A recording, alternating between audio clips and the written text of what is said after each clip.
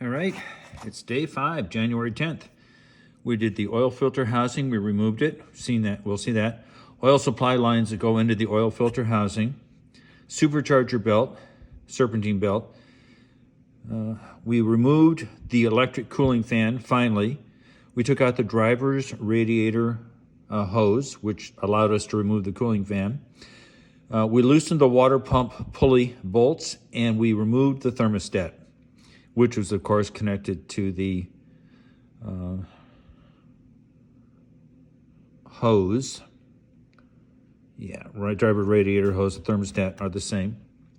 So we made some progress. All right, let me tell you the frustration of Mercedes-Benz hoses. Oops, that's not helping. So on the bottom side of this hose, there's this clip, and you see that it runs inside this groove. Well, it took me a while to figure that out. So I had to take a screwdriver, put it in there, and then pull this clip out. Well, then the next challenge was, after sitting on this connector for 18 years, is how to get it off. So I gently took this bar, breaker bar, leverage, and I was pulling on the hose and gently pushing so that I could get some leverage on it, and it popped off. There you can see it moving. So that's progress. Now, hopefully, I will have given this tab, which is down here, enough space to work its way past here and pull out the radiator fan sideways. We'll see. Well, you can see that I succeeded. This had to clear the radiator hose. This had to clear what I believe is the transmission fluid cooler line that goes into the radiator. My God, I could not break this transmission cooler line loose, or at least I didn't try. I'm sure I could have, but I didn't. So I took the carriageway out. I disassembled this side, and I've got the space I need now. Now I'll put some cardboard in here to protect the radiator, and now I can work in this space to pull out the water pump and all the other bits and pieces that I need to do. It'll give me about an extra 3 or 4 inches, which is what I need. At least so far, that's what I need. And these are the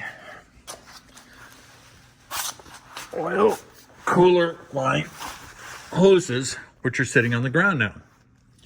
And they have flexible lines here.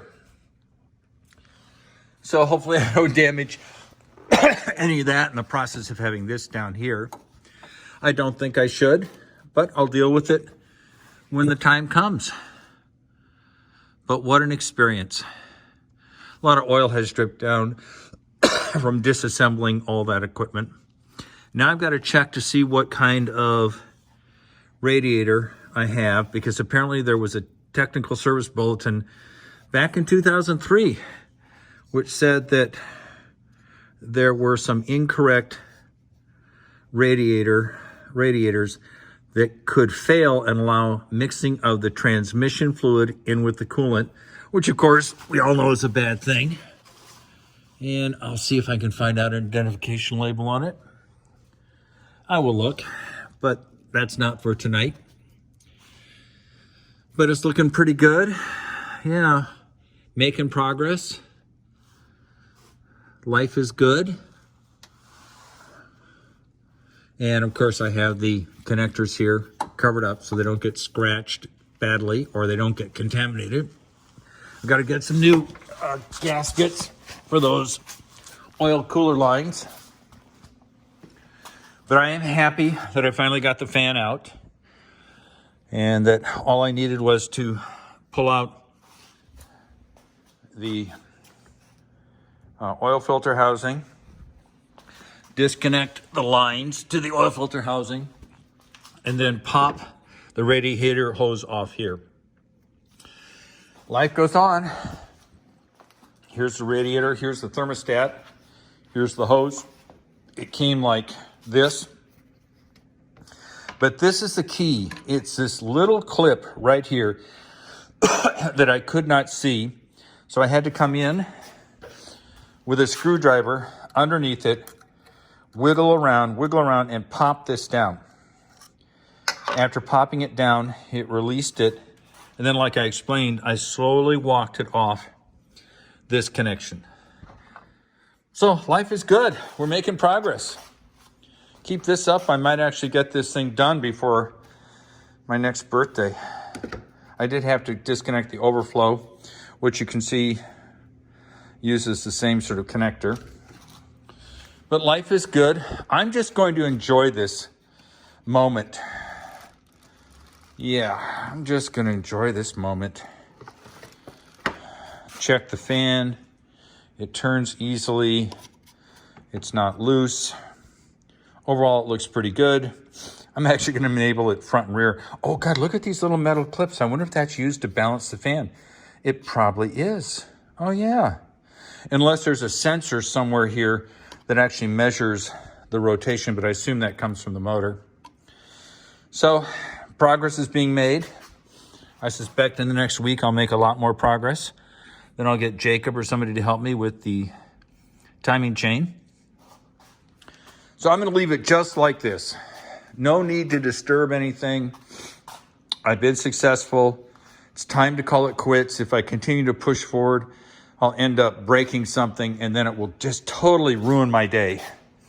And then tomorrow I'll use that time to clean things up, get rid of this oil that's dripped everywhere, label things, get it organized, because eventually I'm going to reassemble this. And I think this is water. Yeah. That's the accessory belt. Yeah, making progress. Delightfully so. So I love you all. Hope you're having a good time. This goes with the oil filter housing, which is over here. I did label the two supply lines to the oil filter, 1 and 2. I also marked them here and here. And I labeled the lines that are down there. So when I reassemble it, I don't get them confused and crossed. That would be a bad thing. So I'll clean things out. We've got this gasket here, which is famous for leaking. Oh God, this thing is as hard as plastic, and yet it's supposed to be soft and sealy like rubber. So that's a good thing.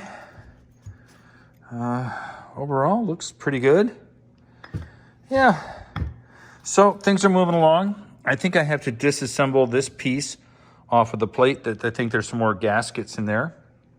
But I'm making progress. And heaven forbid, that's all that matters. So I'll stop talking. I'll let everybody go. Thanks for your time. This is going to be a great record for me. So when I try to reassemble this thing, I'm not going, where did that part come from? So I love y'all. Like I said, goodbye. Talk to you later.